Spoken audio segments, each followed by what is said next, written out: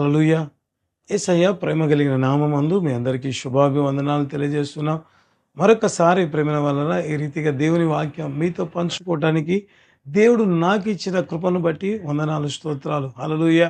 ఎందుకంటే ఆ మాటలు తేనె కంటెను, జుంటు తేనె ధారల కంటెను అతి మధురంగా ఉంటాయంట. హల్లెలూయా! అటువంటి శ్రేష్టకరమైన మాటలు ఇంకా రాయబడి ఉంటుంది బైబిల్‌లో. నీ వాక్యము అద్భుత అద్దమై ఉంటున్నది. అది మా నిజ స్వరూపాన్ని చూపిస్తది ప్రభువా అని రాయబడి ఉంటది.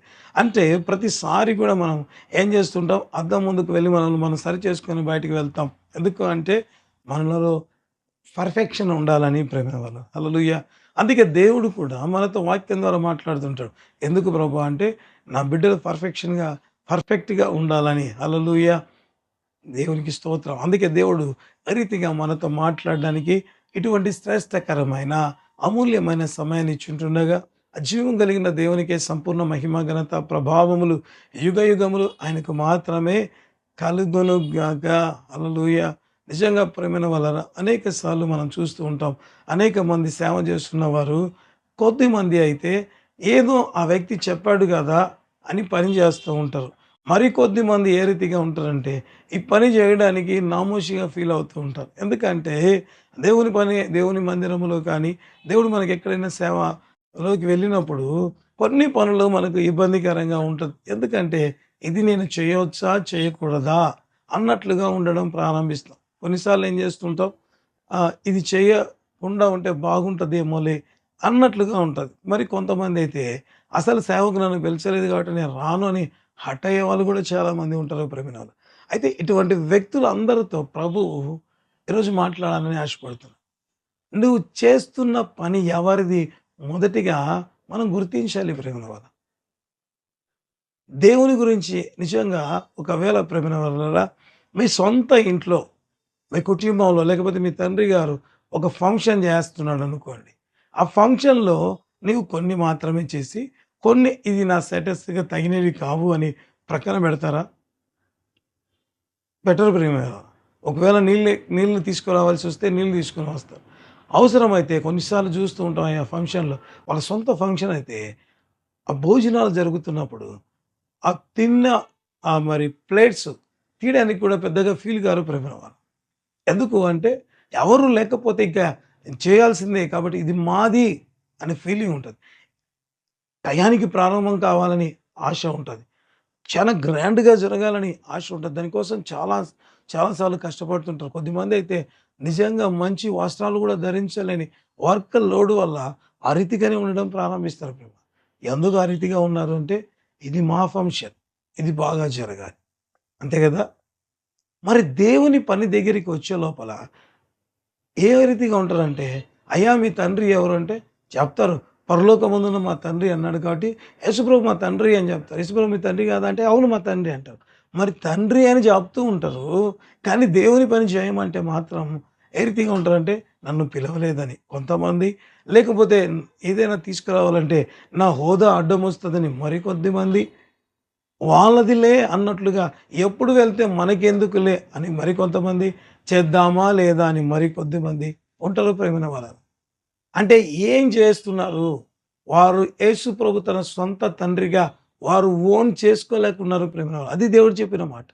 అయ్యా! నేను సొంత తండ్రి అని ఆ వ్యక్తి ఫీల్ అయితే సేవ విషయంలో కూడా అట్లే ఫీల్ అవుతాడు.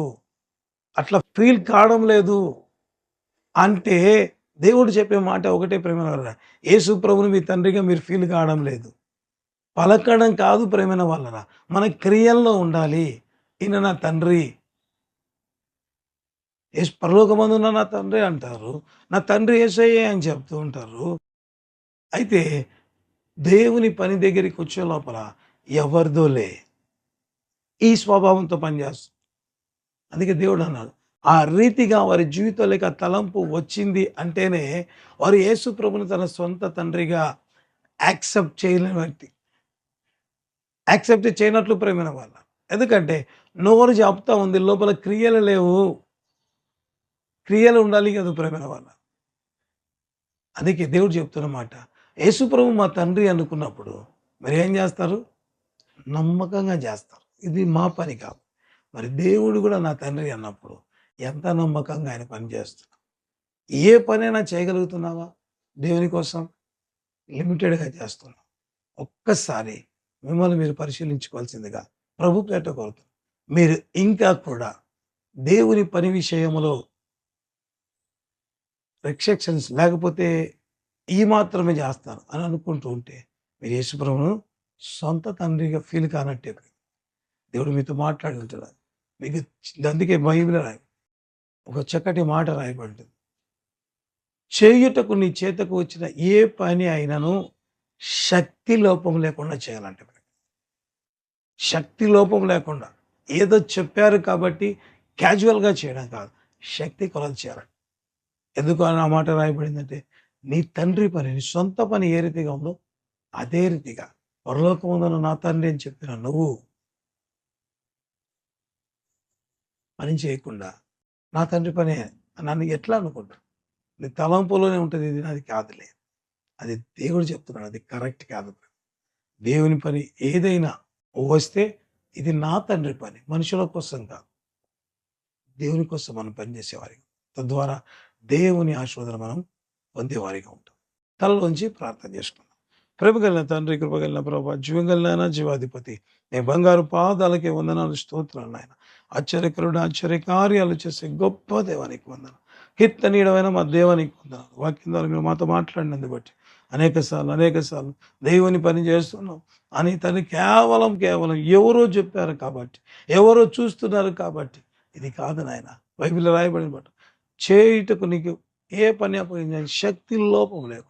సొంత తండ్రి పని అని చేయడానికి ప్రతి బిడ్డ ఒకటి మనస్సు కలిగి ఉండడానికి దేవా మీరే కృప చూపించి సాధించి వాక్యం ద్వారా మీరు మాతో మాట్లాడుంటున్నారు. సరి చేసుకుంటకు సహాయం దయచేయండి.